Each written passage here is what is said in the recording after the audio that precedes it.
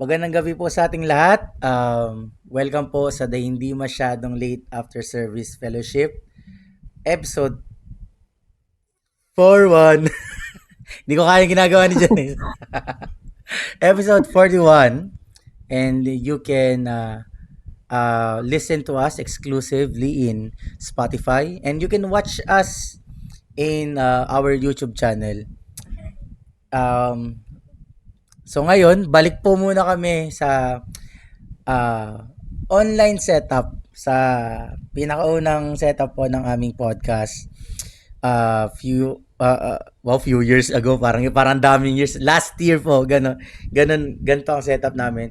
But this time, kumpleto po kami. Lahat po ng host ay nandito.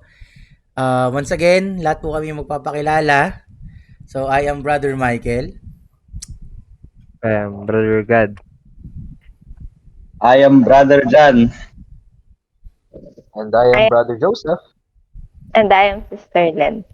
Okay, so ngayon po minsan pa kami po ay nagsama-sama po ngayong gabi para kahit paano po ay patuloy na magkaroon ng Bible study, pagbulay-bulayan, pag-aralan po ang salita po ng Panginoon na amin natanggap after our worship service. So, of course, today, the world celebrate the resurrection of our Lord Jesus Christ. But, of course, alam naman po natin na 2,000 years ago, Jesus Christ was already resurrected. So, yun lang po ang aming pinupunto dahil alam po natin ang ating Panginoon na isang beses lamang pong namatay at siya po ay muling nabuhay at hindi na po siya pwedeng mamatay kailanman. So, yun lamang po sa pag-uumpisa po namin, nawa samahan niyo po kami at maari po ba na si Sister Len ang mag-lead po ng ating opening prayer bago po tayo mag-start ng discussion. Sige po, Sister Len. Okay. Okay po. Let's start with the prayer. Tayo po'y manalangin. Ama naming nasa langit, makapangyarihan sa lahat. We thank you, Lord, for this night. Dahil patuloy na binibigyan yung Panginoon namang bawat sa aming Lord. Tunay na maunawaan at maitanim sa aming mga buhay ang iyong mga salita. We're praying, Lord, na sa aming pagtitipon na ito, Panginoon, na ito'y maging matagumpay for God, sa tulong at gabay ng iyong banal na Espiritu Santo. Allow us, Lord, to receive, to believe, and to put us in our faith, Panginoon, namang iyong mga salita. At we claim, Panginoon, na ang gawain nito, Panginoon, ay maging matagumpay. In Jesus' mighty name we pray. Amen. Amen. So, bago tayo mag-start, konting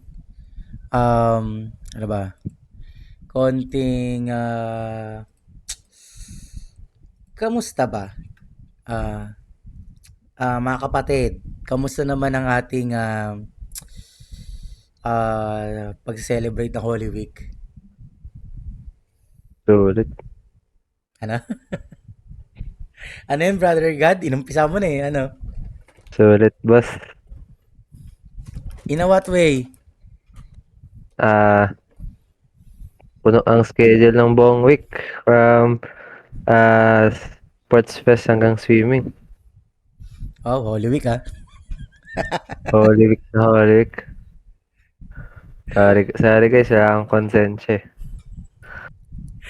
Oh, paano naman yung iba? Brother John? Grabe, parang mas masusulit pa itong Holy Week kaysa bakasyon namin pagtasan yun eh. Dami nangyari eh. First time. Sunod-sunod kailangan magising ng 8 a.m. Although medyo sabog ako sa mga days kasi nga late na rin ako nakatulog kahit maaga yung overall, the sulit at least. Gawain na ng Panginoon. Ayun na lang sa akin. Okay. Sister Len. Kamusta? So, siguro sa akin, parang maraming bagong bagay na nangyari. So, first Dami is naman. yung syempre yung we got involved preparing and executing the Youth Sport Fest last Thursday. And hindi lang natatapos yun dun kasi tawag dito. After nun is ayun, sumasakit pala yung katawan after mag-volleyball. First time ko lang yun. Ngayon mo lang nalaman. Oo, kasi actually wala kaming stretching nun eh. Talagang hampas kung hampas, salo kung salo. Kaya after that, sumakit yung mga katawan naming lahat. But yung sport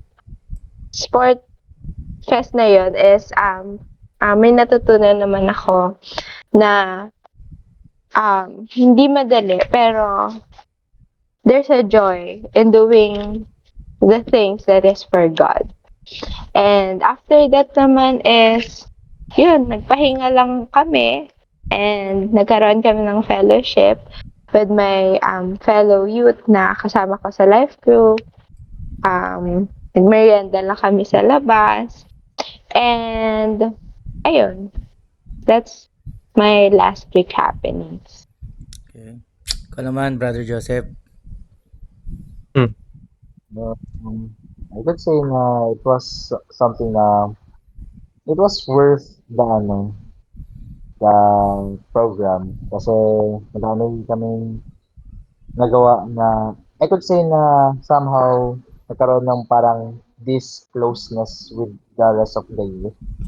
And naging maganda siya kasi hindi naging boring yung linggo ko kasi alam ko sa sarili ko na pag wala kaming ganong klaseng program, matik yan na na matutulog lang ako sa banig, magbe-bed rotting lang ako, ganito. Wala ka sa kasi ganun. Nakahiga lang talaga ako. Kaya, ayun, nagpapasalamat ako dun sa event na yun kasi somehow naging healthy siya in a way through the means of physical, of course, and through the means of connecting with one another. So, yeah, yan lang naman. Okay. Siya nga pala, meron tayong nagbabalik na member. Siya yung original na kasama namin sa podcast. Si Brother Jackie. So, hindi siya nakapagsalita. Pipi siya. Pero siya yung source ng audio namin dati. So, welcome back, Brother Jackie. So, Jackie buti hindi brother. ka nag-backslide. Anyways, ngayon, dako na tayo sa masabi natin na grabe, I can say related siya sa in a way related siya sa sineselebrate ngayon sa mundo, 'di ba? Which is ang topic ng ating worship service, which is church that is united in Christ. So, Brother Jan, ano bang pwede mong mai-share sa amin about the topic kanina?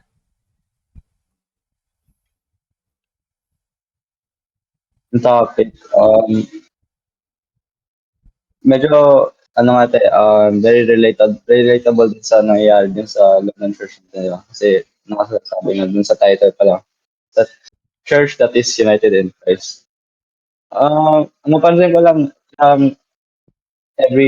ngayon nag-start na related yung topic sa take natin ng communion every first month of first month of the month na related siya doon sa communion din. And then siguro maging maganda rin kasi most of the youth na mga binaptize, siguro sa atin mga newly baptized, hindi pa din talaga nila naunawaan yung mismong communion. Actually, kasi ganyan nag-fellowship kami, di ba? After nung pagturo, pinag-grupo kami. And then, inassign kami na i-ask sila kung ano yung natuturo nila. Kasi yung topic din nun ng tinuturo is about Jesus. Who is Jesus and why do we need Him? Ayan. And I say, most of them, yung, alam yung pag tinanong yung fellow na, siguro, sabi natin, tao, who is Jesus? So sabi natin, siya yung namatay for our sins, siya yung pinako sa krus, And then hanggang doon na yung level of knowledge na. But the deeper understanding naman tungkol bakit kailangan si Jesus, doon medyo nagkakagulo pa. And I think that is really a problem kasi kung hindi nila ayun lang yung tanging naiintindihan nila, edi mas mahirapan sila also to know the tawag ito, meaning ng pagtitake nila or being united as a part of the church, di ba? Pagtake ng communion. Kasi, gaya ng ganina, sa ginawang representation, di ba? Or pinagtutukan natin is yung naging feast nila, apostles nila ni Christ dun sa The Last Supper. Di ba? Sabi nga, even the apostles themselves, hindi nila nalalaman, hindi pa talaga nila na tunay na naunawaan kung bakit nila ginawa yan or bakit ito ginagawa na ating Panginoon Jesus. Diba? Tingnan natin yung first verse natin, or the main verse sa 1 Corinthians 11:17-34.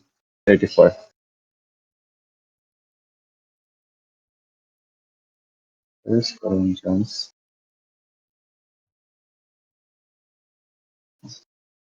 11.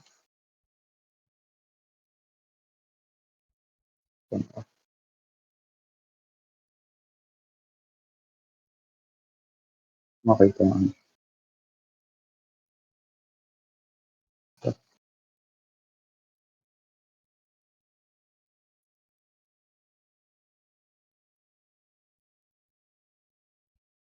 So, babasahin ko lang po. At si David ay nabuntong hininga at nagsabi, "Oh, may magbigay sana sa akin ng tubig sa balon ng Bethlehem na may inom sa siping ng pito ang bayan." At ang tatlong nagsisigasa sa hukbo ng mga Filisteo, nagsigid ng tubig sa balon ng Bethlehem na nasa siping Sorry, ng Brother John, pito anong ang verse? Anong verse? 1 Corinthians 11, verse 17-34. Okay, mali ata yung ano mo, Chronicles ata yung nabuksan mo. Chronicles. Yung kasi makita dito, ay hindi ko napindot yung verse. Ito. Ay nakita ko gumamit ito sa panong, ano pa ito dinosaur yung online eh. Prehistoric Ano age ba? na. Prehistoric age. Kaya pala parang iba yung ito. Yun. Nasa, saan ko ulit? Katapat sa pagtatawag bilin sa inyo nito, hindi ko kayo pinupuri, sapagkat kayo mga kakatipon, hindi sa lalong mabuti, kundi sa lalong masama. Sapagkat una-unay nababaltaan ko na kung nagkatipon kayo sa iglesia, ay meron na sa inyong mga bahagi at may kaunting paniniwala ako. Pagkatuloy na sa inyo, may mga hidwang pananampalataya upang yung mga natutunan na ay mga hayag sa inyo. Kayo nga ay nagkakatipon, ay hindi kayo maaaring magsikain ng hapunan ng Panginoon. Sapagkat sa inyong pagkain, ang bawat isa ay kumukuha ng kanyang sariling hapunan na nagpapaunong sa iba at ang sa igutong ang iba ay kasi. Ano wala baga kayong mga bahay na inyong mga kanan at inyong o niwawalang halaga niyo ang iglesia ng Diyos at hiniyan niyo ang mga wala ng anuman. Ano ang aking sasabihin sa inyo? Kaya bagay aking pupurihin, sa bagay na ito ay hindi kayo pinupuri. Sapagkat tinanggap ko sa Panginoon, ang binigay ko naman sa inyo, ang Panginoon Jesus ng gabing siya ay pagpanulo ay dumampot ng tinapay. Nang siya ay makapagpasalamat at ay kanyang pinagputol-putol at sinabi, ito ay aking katawan na pinagputol-putol dahil sa inyo. Kayo ninyo ito sa pag-aalala sa akin. At kayo din naman hinawakan ang salo pagtaos ng makahapon na sinasabi, ang sabang ito ay siyang bagong tipan sa aking dugo. Gawin ninyo ito sa tuwing kayo magsisinom sa pag-aalala sa akin. At sa tuwing kanin ninyo ang tinapay nito at inuman nyo ang salo, ay inihahayag ninyo ang pagkamatay ng Panginoon sa dumating siya. Ang sino man kumain ng tinapay o uminom sa sahin ng Panginoon na hindi nararapat ay magkakasala sa katawan at dugo ng Panginoon. At siya, sa atin natin tao ang kanyang sarili at sa makakumain ng tinapay at uminom sa saro. Sapagkat ang kumakain at umiinom ay kumakain at umiinom ng hatol sa kanyang sarili. Kung kung hindi niya kinikilala ang katawan ng Panginoon.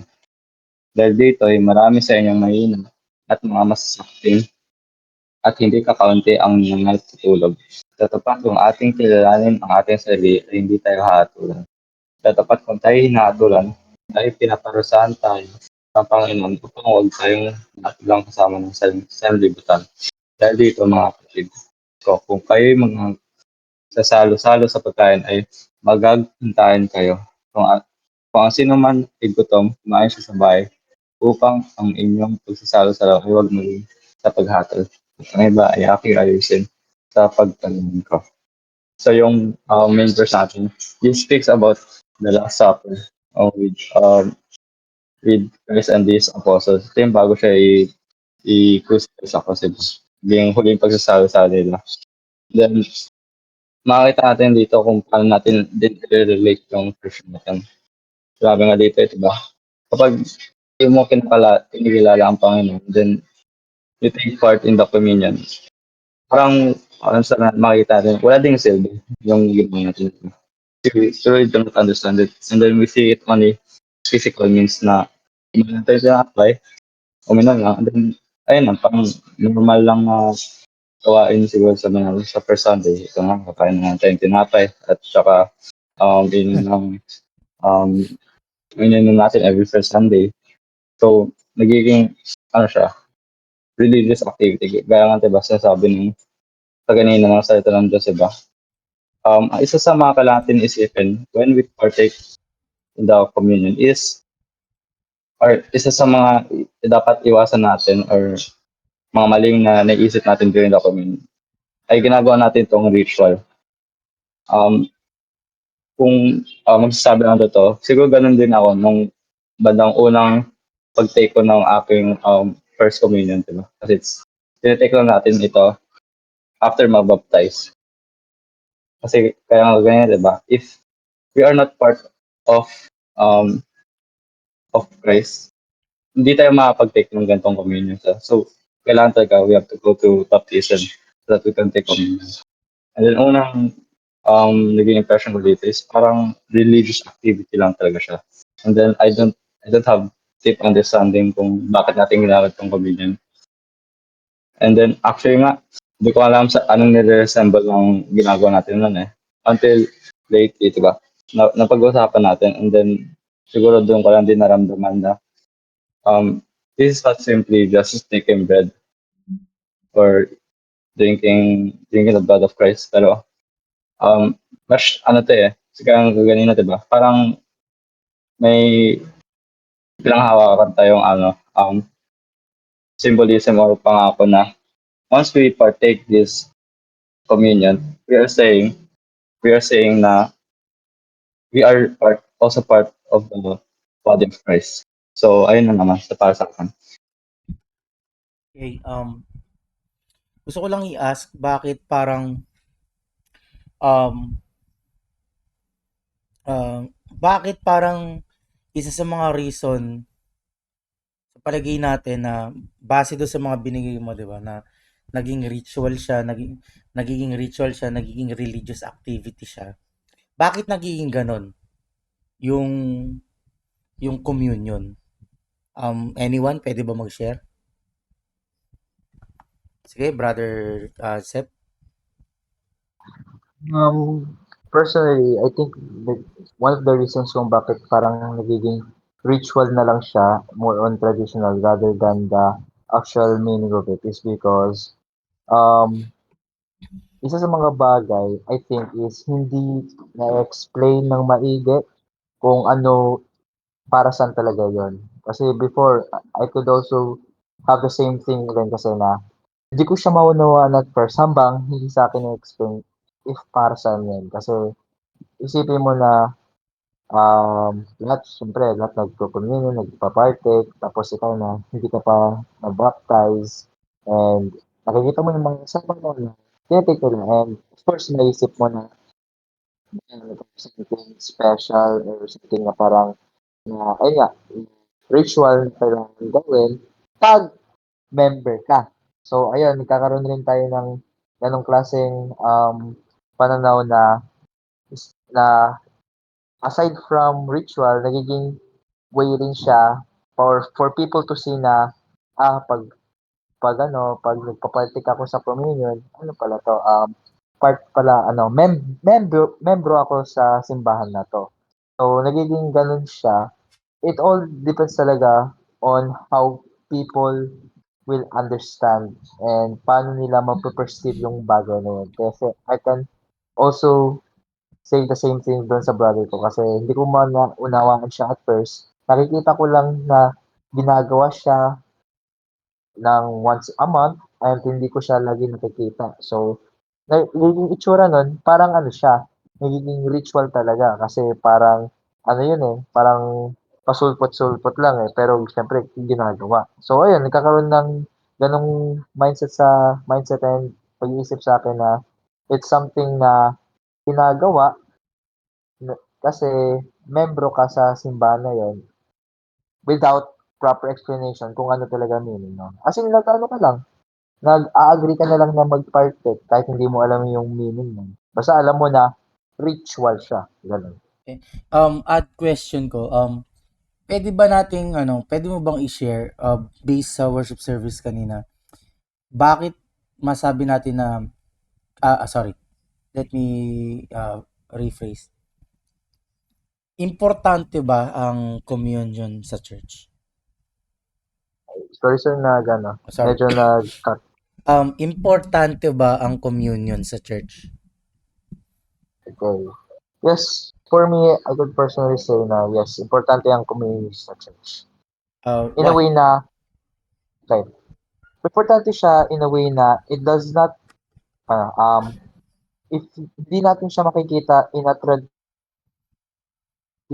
traditional and ritual way, if we would to truly understand it, super importante siya kasi it symbolizes na that you are one with Christ. You are one as a church as a whole. Hindi as a group, pero as an individual. So, yes, napaka-importante ng communion. It's to remind us, okay, sinabi nga sa ng pastor natin na it's to remind us na we are one with Him.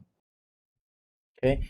Um, um, uh, brother God or I also brother Len, ask lang, um, uh, ano ba yung tawag dito? Uh, uh, uh, Kasi ang naging topic talaga natin is communion, eh, 'di ba? So parang feeling ko yun ang naging point. That's why our title kanina is Church that is United in Christ. And gusto ko lang malaman through your what you learned kanina na uh, bakit ganun, masabi natin na bakit ganun siya in-emphasize ng mabuti sa worship service kanina. Like, gusto kong, kumbaga parang, paano ba natin masabi na uh, we celebrate communion properly? Like, kasi 'di ba, yun nga nagiging siya based sa mga share kanina ni Brother John at Brother Joseph, nagiging ritual, nagiging parang religious activity na lang. And of course, nawawala yung essence ng message ng communion. So, as a church, how do we or what should be our, kumbaga, ano matawag mang term? Attitude?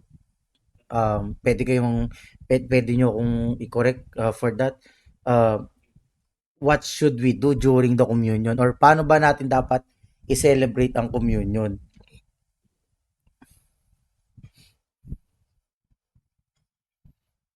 Magbabato ba topic pa yung dalawa? Hindi ko alam.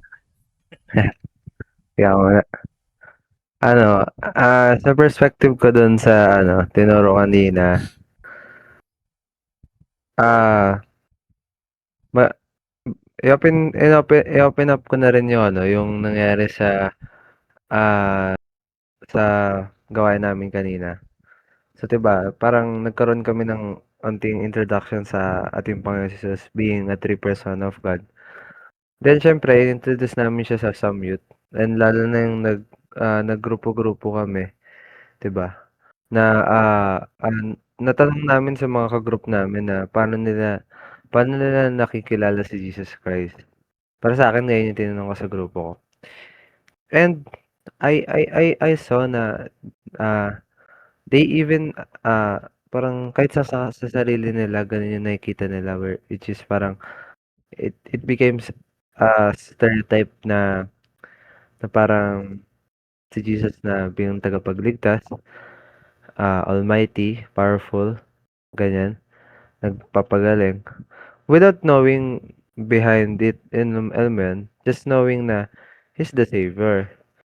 Alam mo yun, dun ko naalala yung parang napag-aralan natin about blind faith and just doing something or just believing something even though na parang hindi mo siya naiintindihan.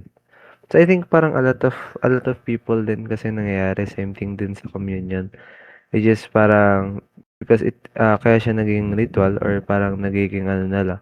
Because sometimes parang hindi nila naunawaan yung behind it doon sa communion na yun. I think the proper attitude sa pag-take ng communion. Kasi ano I think yung sinasabi sa atin kanina, it's not just about like partaking in the communion. I think ang naging main ano doon, ang naging main topic talaga is communion. But alam mo yun, ayun lang yung image para makita natin kung ano ba talaga kung ano, being part of the church, 'di ba? Kasi katulad ng sinabi kanina na si Paul nakita niya nagkakaroon ng division sa church. Which is I think almost every church has that kind of issue na uh, nagkakaroon sila ng divisions, separations. Diba? That's why Paul mentioned the Last Supper kung saan he reminds this church na we are one body of Christ. So I think sa pag-take natin sa communion, I think hindi lang dapat parang hindi lang natin alam mo yun, maging remembrance yung that day, that first month. I think it's understanding that you're really part of the body of Christ. Na that's why you accept yung kakainin mo, 'di ba? Kasi I think being one of yung ginagawa nating communion, it's just a reminder or parang remembrance na you're a body of Christ, 'di ba? So even though na parang wala yung communion, dapat maunawaan mo you're a body of Christ, 'di ba? So parang I think ginagawa natin yung communion is to remind na parang na this is katulad ng ginawa ng ano 'di ba ng mga Israelita, they're celebrating the feast. I think it's also to us parang I think we also need to know what happened, what Jesus Christ did or parang uh, uh, and because of that parang naging one body tayo sa kanya. Kasi ang hirap nun na ano yun, magiging one body ka lang sa kanya for like one day, 'di ba? And after nun, wala na. Diba? So I think it portrays na sa pag-take natin ng tinapay at sarop, I think it's a remembrance na this is na we are one body. Kaya nga yung kinain natin is ano, 'di ba? Iisa lang, parang pinagpapasa-pasahan natin. Katulad ng ginawa nila Jesus na nila yung binirake Jesus yung bread, 'di ba? Sinabi ni Paul doon na it represents yung body niya, 'di ba? In the blood.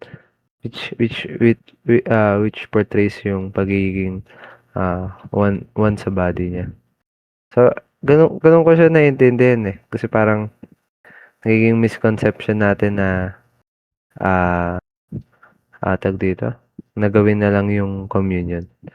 I think it's just ano siya, parang picture lang yung communion para makita natin na ano tayo, na isa tayong isa tayong body of Christ. So kahit mawala man yung communion, dapat maunawaan natin we're body of Christ. Okay. So parang ganun. Na-mention mo na rin siya.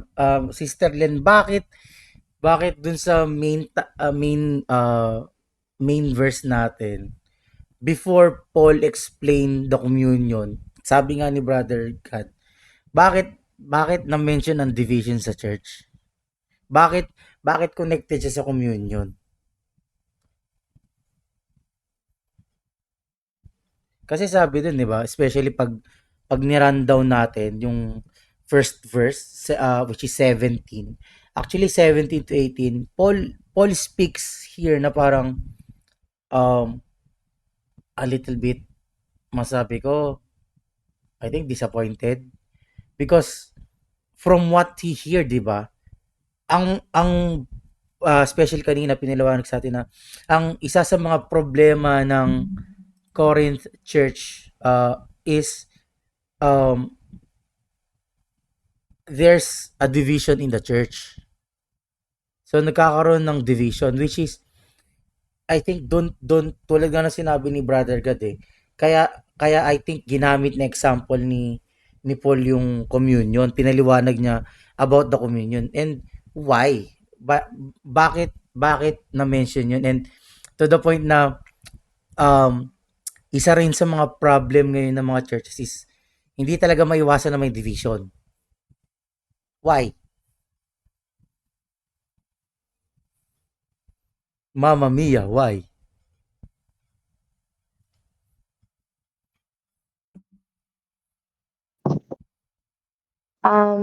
I think, tawag dito, hindi maiwasan yung division na nangyayari sa ibang church. And sa church ng Corinth, I think maybe because they are still in their flesh. Kumbaga, the reason na we divided ourselves to others kasi we felt something or we heard something or we misunderstand something from others. Kaya parang kinorek sila ni Paul through through communion na kung saan Paul explains na they should have the faith na kung saan they need to remember na they receive a bread from Christ or they receive body of Christ towards their life. Kumbaga, di ba na-explain din sa atin kasi na we should divide yung ating body and their spirit. So, remembering communion, dapat it should be by faith or by your spirit. Kumbaga, I think remembering was only for the sake of our body parang for our mind only. But living or taking communion or being one with Christ by faith, dapat it should be, kumbaga, being one with Christ through His blood and His flesh sa pamamagitan or pag-represent ng bread and wine is dapat, tawag dito, mula sa buhay natin siya. Kumbaga, paano ko ba explain ng simple? Hindi pa simple yun? Kumbaga, Okay, sige. ay, hindi ba simple? Sabi mo, paano Parang, explain na simple eh. So, hindi pa pala simple yun. yung parang remembering the communion was only for the sake of your mind na, okay, I will remembering na I receive or I am one with Christ and Christ was in me and I am with Christ. Pero living in a communion is like from faith. Kumbaga, kapag pinamumuhay mo na yung communion, is parang it should not be, hindi na siya remembering. Kumbaga parang living in communion. Parang nako-consider nyo ba yun? Na parang communion should not be just like remembering. Kasi if for me kasi remembering was only minsan lang. Kapag ba nagre-remember kayo araw-araw ba kayo nagre-remember or nagto-throwback? 'Di ba hindi? Wala, Kumbaga, ewan ko sa mga kasama natin kung may tino-throwback Relapse. sila. Ako wala kasi naman. ganun na. Parang meron nung Wednesday Meron ba? Parang wala naman. Binitawan ko na yun eh. Okay. So for me,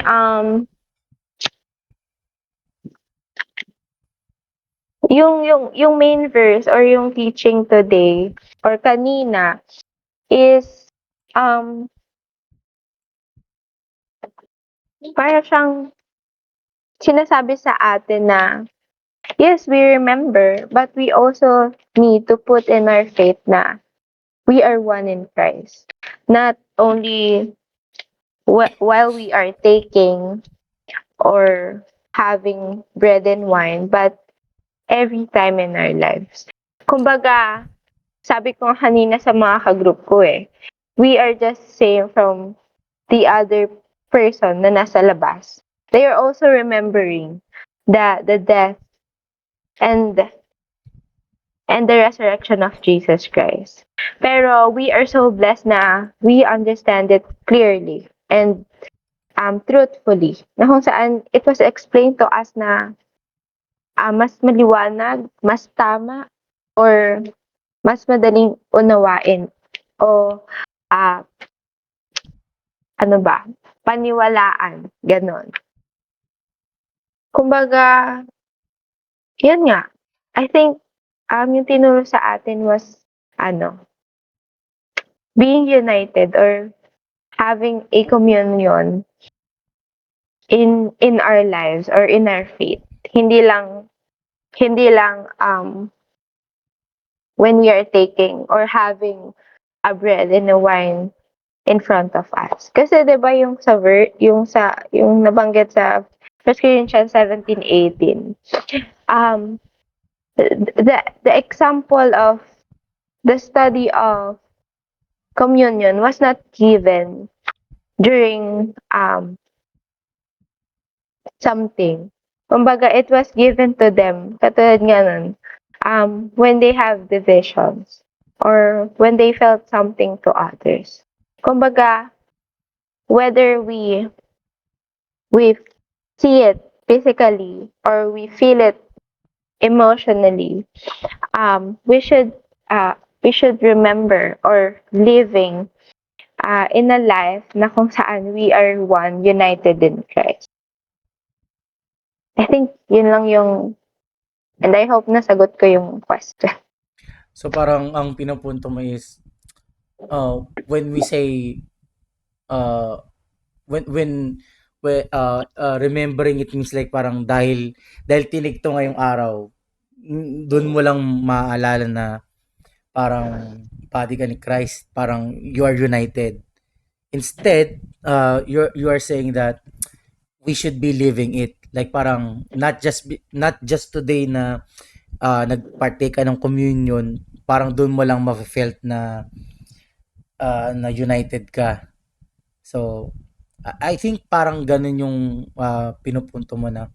Of course tama naman na kasi parang I think di lang naman sila Brother God, Brother John, Brother Joseph ang naka-experience yun na parang sometimes kasi we feel na parang pag eto communion na, doon lang natin nare-remember na ay ano pala ako, body of Christ. 'Di ba? And then after that, after a week, wala na. 'Di ba? So parang doon lang pumapasok yung ay remembering nga lang, which is hindi yun yung hindi yun yung nais ng Panginoon sa atin That's why we take communion is to not just remember but to live, 'di ba? Kaya nga united Kasi 'di ba sinabi sa atin doon that when we partake the communion, we are being one with Christ through his death, through his resurrection, and also we are waiting for his second coming. Kaya nga parang hindi lang siya like in our church na we remember it once a month, diba? Once every first Sunday of the month. And I think si Brother Joseph meron natang gustong i-add.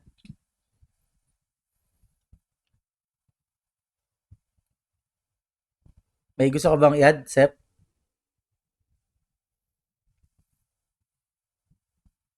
Okay, yes. Ang ang mahal ko lang about doon sa ano, which is, ayun, tulad ng na-experience ni Lyndon na doon lang parang we have this thing na ma-remember lang natin pag ano, pag communion, doon lang natin ma-remember na, ay ano nga, no, body of Christ nga ako, dapat ano pala, lagang talagang. And I have to agree. Sometimes, kakaroon ako ng ganong klaseng ano, na pag-iisip. And I would say na um, I think one of the purpose talaga ng communion is to remind talaga. Kasi yun talaga nakakalimutan talaga. We are once. Through the means of communion, yun nga maganda nga eh. So, it's to remember talaga. And from what I could say overall sa pinag-aaralan natin kanina about sa being united to Christ as a church, ano, sobrang ano, ang daming nag-ano sa isip ko nun, parang nag-overflow ng ano, in a way na madaming parang what if, what if na ano, an example would be, nagsabi yung pastor natin na, ano, porket itong person na 'to, meron kang nakitang pangit sa kanya is hindi mo na mamahalin. Siyempre body of Christ siya, dapat kailangan na siya maging one with him. Do'n pa lang, ang daming umano sa isip ko ng, hala, medyo magiging judgmental yung ano, yung magiging mga, magka-come out sa words ko. Pero ang dami kong naisip na mga tao na umano sa isip ko nun, eh. Sabi ko, "Oo nga 'no, may mga tao pa naman na ganyan, ganito." Pero going back at it na sa the way na sinabi ng ating pastor, nag-ano talaga yun, nagkaroon ng parang ano sa utak ko ng, I could say na parang conflict na, hala, may kilala akong taong gan'to na may ano siya about sa isa pang tao kasi ayaw niya na makisama sa kanya, ganito, ganyan. Nagkaroon ako ng gano'ng klaseng pananaw tapos ayun, nag-ano rin ako ng isip ko na, okay, I hope na through this worship service na pinapakinggan namin, siyempre lahat is hopefully ma-understand nila at maunawaan nila na hindi dapat tayo nakabase doon sa kung ano yung nagawa ng mga kasama natin. Hindi dapat tayo doon bumabase kasi we've already been saved na eh. We have no rights na to either condemn ourselves or to condemn anyone else. As in, um, we must be really one talaga. Dapat moving as one, not as a group, pero as a body talaga of Christ. So I could say na yun yung like one of the things na umano sa isip ko na lahat sana tayo and sa mga kasama natin na hindi magkaroon ng pananaw na hindi nila ma-understand yung kaninang worship service in a way na parang ay connection as in connection through physical means, connection through activities, hindi lang sa ganong way pero as a way na being one talaga with Christ. So yes, yun yung like madadagdag ko dun sa pinag-aralan. Okay. Siguro maganda nga na ano eh, naging clear sa atin, 'di ba, na pinaunawa ng Panginoon sa atin kanina why communion is important. And I think siguro ang ma-add ko lang is siguro dahil nga hindi natin lubos na nauunawaan yung communion, dahil nga naging, gagamit ko yung term ni Sister Lennon, kasi nga naging remembering siya eh. So dahil nga naging ganun yung ano lang natin na parang basta communion time, doon lang natin naaalala na we are one body. And I think tama kayong lahat na I think unless that our old self is still alive, hindi talaga tayo magiging united with Jesus Christ. Kasi how can you become one with Jesus Christ if your old self is still alive? And ano bang nais ng old self natin, 'di ba? Ang gusto lang ng old self natin is puro sa kanya lang. And hindi kasama doon ng Panginoon. And what Jesus Christ wants from us is to be united with him. And I think um communion is one of the ways we are declaring that we are committing ourselves to Jesus Christ, to be one with Jesus Christ. Kaya I think yun ang isang reason why some of believers nowadays are parang, yun nga, di ba, yung sometimes parang um, they know Jesus Christ because he did all those miraculous things. Kung sino siya, yun lang yung pagkakakilala, pero wala silang parang ano, 'di ba? Wala silang pakikiisa sa Panginoon Jesucristo. And I think lahat tayo dumating sa point na ganun na some point in our lives hindi tayo we say we are united with Christ, pero hindi talaga tayo united with Christ because yun nga when communion is being commemorated, ang nagpa-partake doon is yung body, which is the church. 'Di ba? Yun ang nagpa-partake ng communion which is the body. And ang ganda nga sabi mo, brother Jen na brother Joseph, na of course sometimes hindi lahat talaga ng nasa church ka vibes 'di ba? Pero dahil siya ay part ng body of Christ, we are the same, 'di ba? And as part of the body of Christ, we should love him. We should love them. And I think yun yung kailangan na hindi ko sabihin kailangan na dapat nating maunawaan through the worship service kanina. And we are glad na yun yung pinoint out ng Panginoon sa atin. And I hope na especially now that I've learned that all of you are now leaders in your groups sa youth ministry. And I hope na lahat ng na-handle ninyo is yun talaga magkaroon talaga sila ng desire to you know parang hindi lang makilala si Jesus Christ, 'di ba? But also to have a true fellowship with him, a true unity with Christ, 'di ba? Hindi lang sa nangyaring worship service natin kanina, which is we celebrated communion, 'di ba? But rather, just like Sister Len said, dapat hindi lang siya maging remembering, 'di ba? Dapat lahat tayo as a believer of Christ, as a part of the body of Christ, we should live the pwede natin sabihin the aspect of communion.